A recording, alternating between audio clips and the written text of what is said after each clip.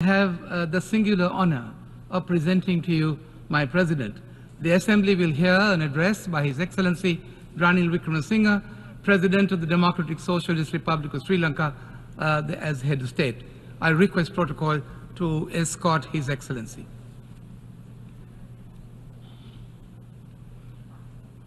On behalf of the General Assembly, I have the honor to welcome His Excellency Ranil Wickremesinghe, President of the Democratic Socialist Republic of Sri Lanka, Head of State, and to invite him to address the Assembly.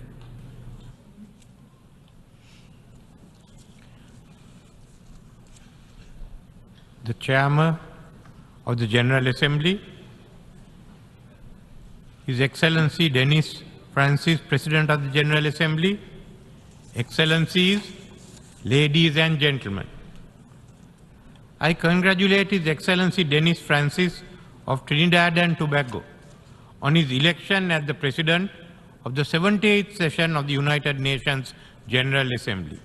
I extend my sincere condolences to the victims and families of the natural disasters that hit Morocco and Libya in recent days. We stand in solidarity with our Moroccan and Libyan friends during this difficult time. Mr. President, rebuilding trust and reigniting solidarity is an appropriate point of departure not only for reflecting on the challenges before the multilaterals today, but also for reviewing developments in my own country, Sri Lanka, over the past year. At this time last year, amidst multiple global crises, Sri Lanka was experiencing its most challenging period in recent times, socially, economically, and politically, which had a devastating impact on people's lives. Even our democratic traditions were threatened by attempts to occupy our parliament and bring it to a halt. Nevertheless, we succeeded in bringing about a democratic political transition due to our deeply entrenched and resilient democratic traditions. Restoring to the regraduation of Sri Lanka's economy, coupled with the gift of fertilizer from the United States government, which led to a bumper harvest, has assisted us in ensuring stability during that period. The reforms I have since initiated in the economic, financial, institutional, and reconciliation fronts have been directed on the one hand towards rebuilding trust and confidence between the people and the government, and on the other towards laying the foundation for economic stabilization and recovery. Sri Lankans are already witnessing the positive outcomes of these measures in their daily lives and the revival of confidence internally and externally in the progress of the country. It is my intention to lead the country towards sustainable and stable recovery and growth, which will benefit all segments of Sri Lankan society in all parts of the country, ensuring a future of peace, prosperity, and reconciliation for the present and future generations of women and men. In reaching this goal, we will be accompanied by the support, trust, and solidarity of our own people and of the international community. Mr. President, as we turn the corner towards the 80th anniversary of the UN and prepare for the Summit of the Future in 2024, we see the fragmented geopolitical landscape of a multipolar world where new centers of global power have emerged. Accompanying this systemic change are on one hand great expectations of development and human progress, with millions of people rising out of poverty to prosperity. On the other hand, we see a world where former big power rivalries and geopolitical tensions have reignited in open war, overlapping with new theaters of conflict and tension on land and in the oceans. Security alliances have expanded, and recent arrangements have been formed to deal with strategic threats, perceptions in old and new theaters of conflict. North-South divisions are widening with the digital divide, the financial and debt crisis, and the energy transition. Contrary to the promise of 2030, today we are seeing levels of poverty and hunger not witnessed in decades. Neutral, non-aligned countries of the global south, such as Sri Lanka, are once again constrained in between new global power configurations,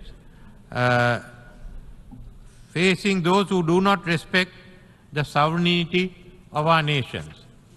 In numerous recent declarations in the UN and beyond, including at the G20 in Delhi, the BRICS in Pretoria, and G7 in Hiroshima, we have agreed that our challenges are interconnected across borders and all other divides. We must grasp the opportunity to unite in order to build an inclusive future.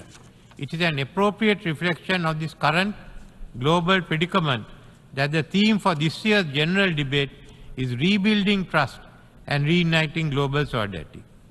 Mr. President, this year, in parallel with the UNGA, we have participated in 3 interrelated summits dealing with the accelerating the SDGs, financing for development, and climate ambition, where we agreed that international solidarity and collective action is needed to address these simultaneously.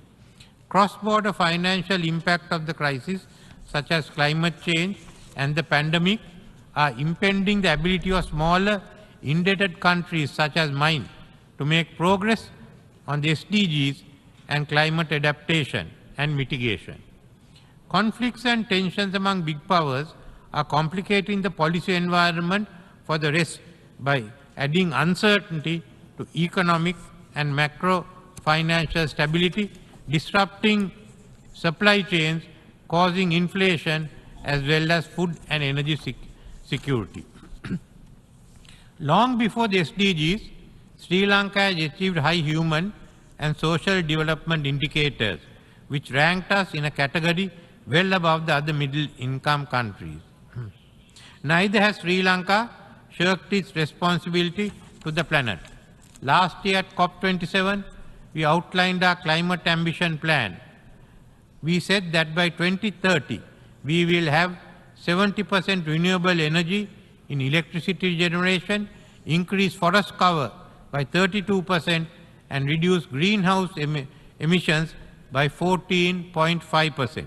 We will phase out coal by 2040 and reach net zero by 2050.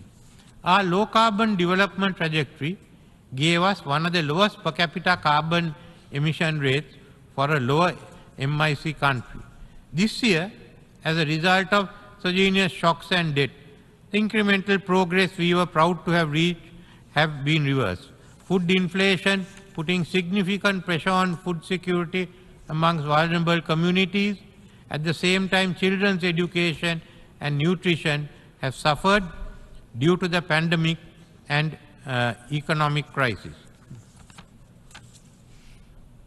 In parallel, last month, Sri Lanka, we were grappling with the driest weather spell seen in recent years, followed by torrential rainfalls.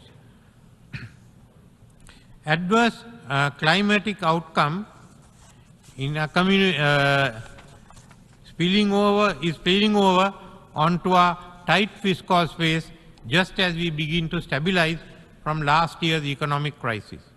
As a climate vulnerable developing country in debt crisis, the urgency to mobilize climate finance is greater today than it was ever before.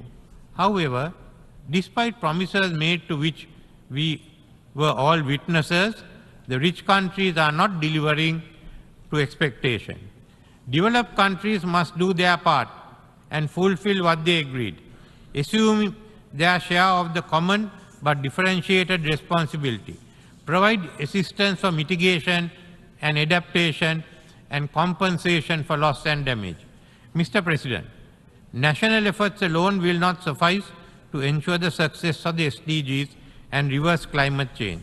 The need for global solidarity to restructure international financial architecture is paramount.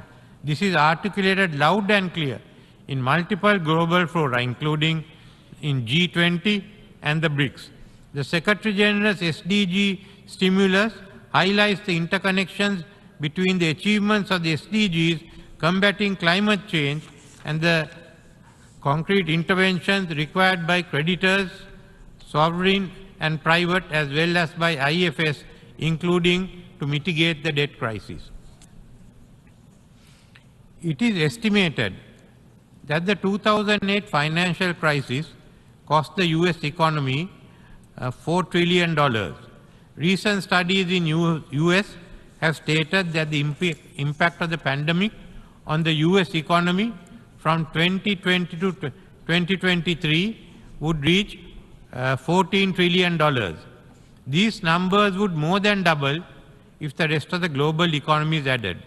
We have not faced an economic crisis of this magnitude any time before in our modern history. The cost of World War II in today's US dollars would amount only to $4 trillion, and the Marshall Plan would be $150 billion. This is the magnitude of the challenge before us. Therefore, if we are unable to restructure the global fiscal order, then certainly we will fail in the struggle to reverse climate change and achieve the SDG goals. There is still time for course correction as the crisis has not reached its peak. At the same time, Paris Summit for a new global financing pact will come up with the funding requirements.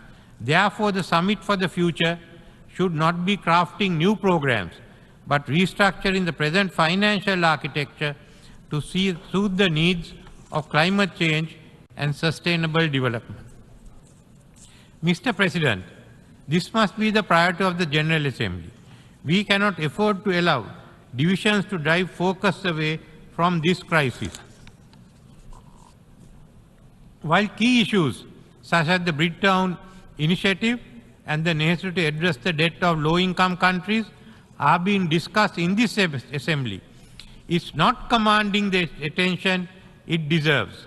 Unfortunately, the Security Council has failed to give priority to these connected issues of climate change, debt relief, and sustainable development. This impacts the future of the mankind. The survival of the planet must be our priority. We cannot afford to go into this war with a divided high command. The future of all species on the globe is dependent on our ability to put aside our rivalries until this crisis is solved. Multilateral machinery, which reflects the world of the past century, needs to be reformed to meet the challenges of the present and the future. A machinery which has failed to find a solution to the long-standing Palestine question. The composition of the Security Council must be expanded to be representative of current global diversity and decision-making.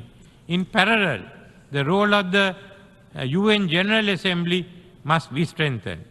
We are asking that the permanent members engage in a credible dialogue which will lead to a unified approach to combat these threats ahead of the next sessions. I would like to repeat again, we are asking that the permanent members engage in a credible dialogue which will lead to a unified approach to combat these threats ahead of the next sessions.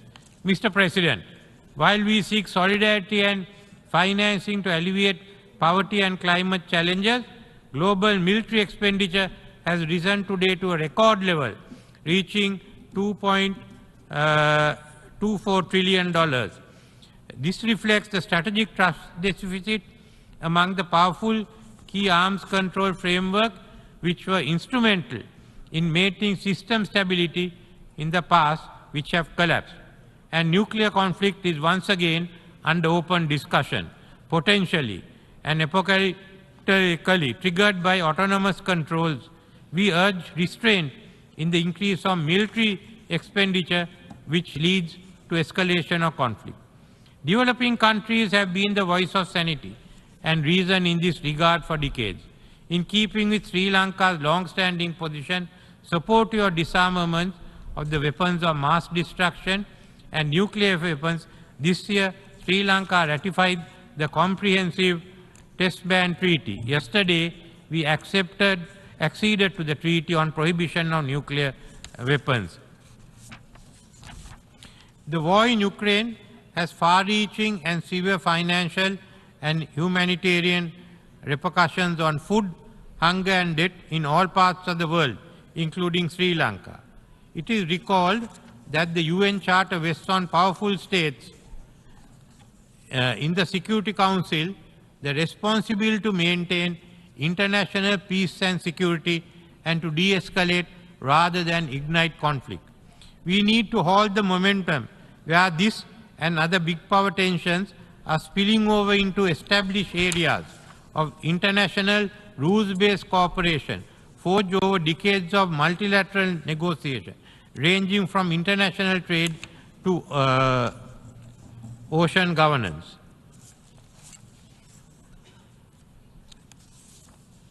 Mr. President, this international system is today undergoing vast changes. At the same time, it's been confronted with unprecedented challenges. We come to the United Nations to demonstrate solidarity in arriving at common solutions. What is at stake is not the future of the United Nations, but our planet as a whole. Member states will need to find new ways of working together despite increasing mistrust that has permeated international relations. We who have not been able to find a solution to the Palestinian question must now be able at least to find a solution to the questions which threaten the existence of the present global community. And this can be achieved through the willingness of the permanent members to work together in solidarity with the developing world. They must show the way. Thank you.